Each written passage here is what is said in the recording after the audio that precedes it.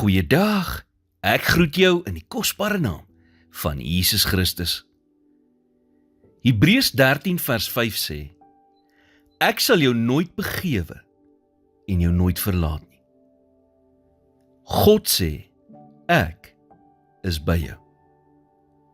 In daardie gesprek met jou baas, in die beraader se kantoor, saam met jou huweliksmaat, in jou kind se slaapkamer wanneer jy moet praat oor dit, wat jy nog nie die woorde gekry het om te sê nie.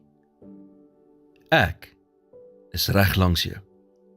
Wanneer jy in daardie afspraak inloop, of daardie oproep kry. Wanneer dit vir jou voel asof niemand anders jou verstaan nie, is ek daar. Selfs wanneer jy kwaad is vir die lewe, luister ek. En is ek nader as wat jy dink.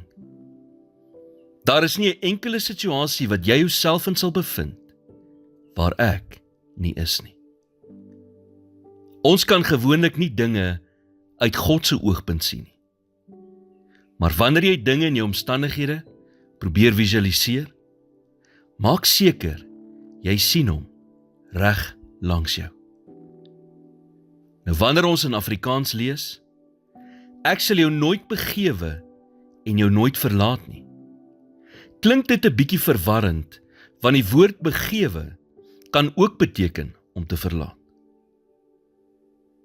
So hoekom word twee woorde wat albei verlaat kan beteken, in dieselfde sin gebruik? Wanneer 'n mens kyk in die oorspronklike teks, kan om iemand te verlaat beteken om iemand fisies te verlaat, of om iemand emosioneel te verlaat. Wat eintlik twee verskillende dinge is.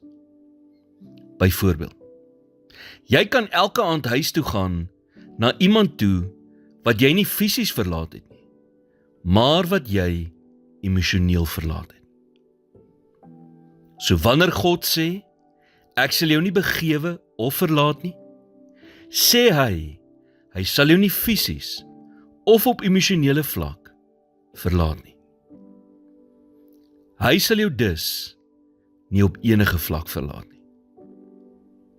Here, U is getrou. Dankie, dat maak nie saak wat ek in hierdie lewe deurgaan nie. Ek nie alleen daardeur hoef te gaan nie.